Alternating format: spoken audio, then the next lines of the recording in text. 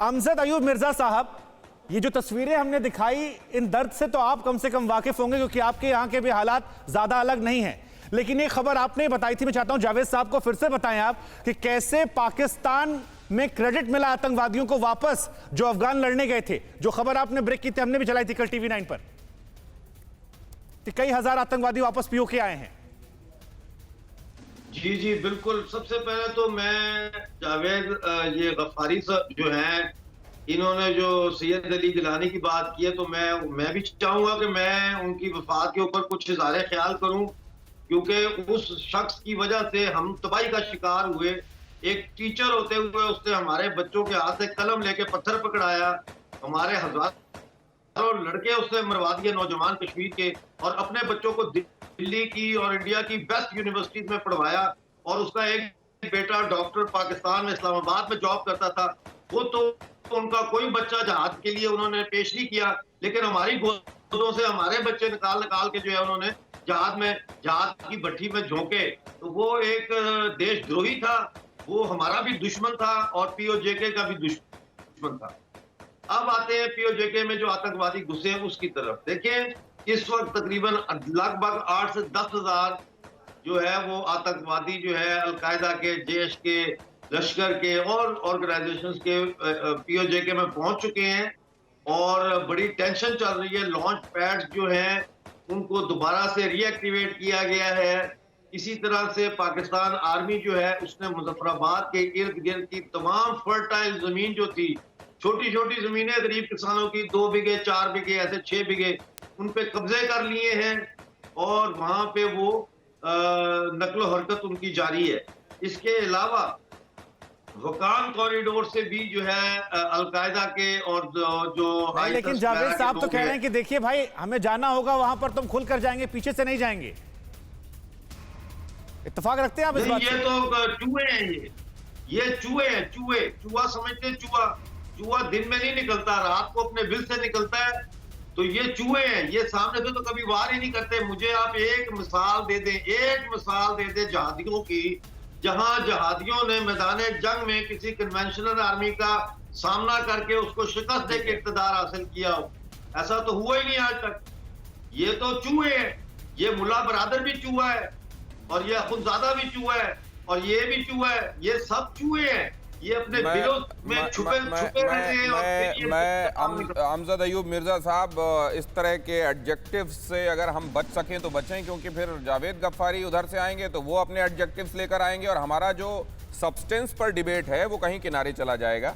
तो हम इस तरह के शब्दों का, विशेषणों का उपयोग ना करें, मेरी प्रार्थना है आपसे। लेकिन मैं अब पूर्णिमा जी के पास जाना चाहता हूँ। पूर्णिमा जी हमारे साथ जुड़ रही हैं, रिपब्लिकन पार्टी को रिप्रेजेंट करती हैं और अमेरिका से हमारे साथ इस चर्चा में जुड़ रही हैं। ये किन लम्हों ने खता कर दी पूर्णिमा जी कि अब सदियां सजा पा रही हैं?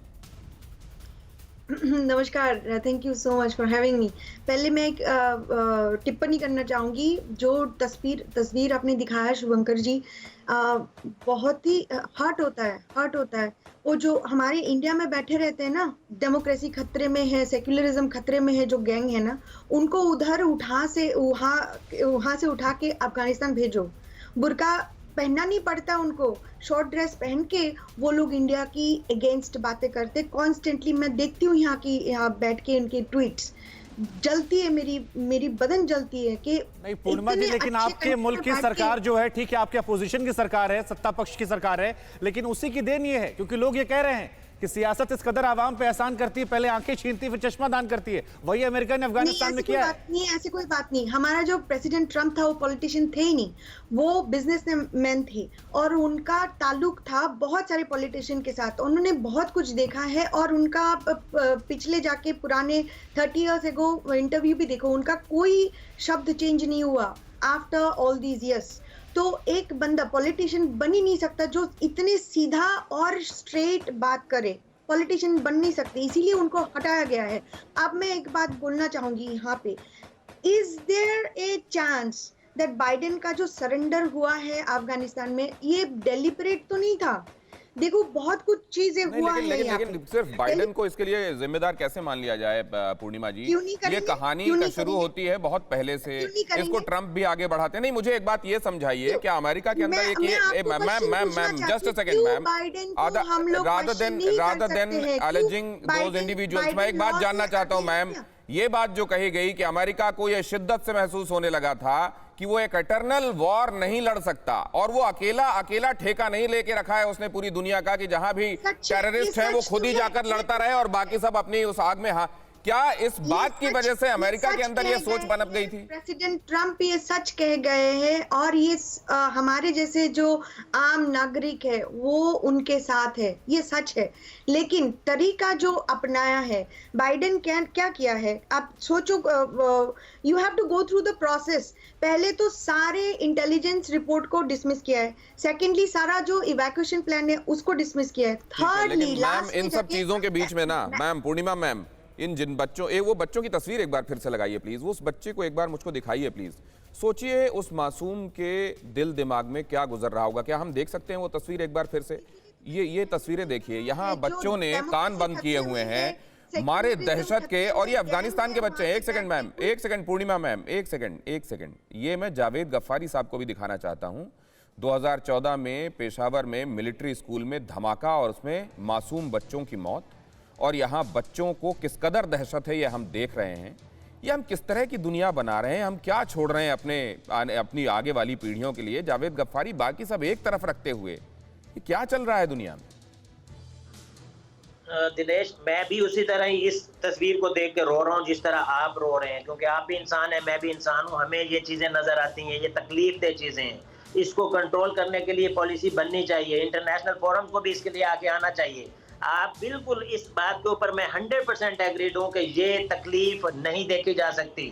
बच्चों के ऊपर जुल्म करने वाले लानतियों को ख्याल करना चाहिए, बच्चों के ऊपर जुल्म करने का सोचने वाले लानतियों को भी ख्याल करना चाहिए। बच्चे सबके साझे होते हैं, ये तमाम तर चीजें बिल्कुल मैं कहता हूँ कि 100% जो एलिमेंट्स ये इन तस्वीरों को अंजाम देने वाले, उन एलिमेंट्स को रोकने के लिए पाकिस्तान को अपनी भूमिका निभानी चाहिए कि उनको बढ़ावा देने के लिए भूमिका निभानी चाहिए? दोनों को करना चाहिए। पाकिस्तान का भी उतना ही रोल है जितना इंडिया का रोल है। बाकी इंडिया का सब अल्लाह माफ करे, आप क्या समझते हैं कि इंडिया का कोई रोल नहीं है?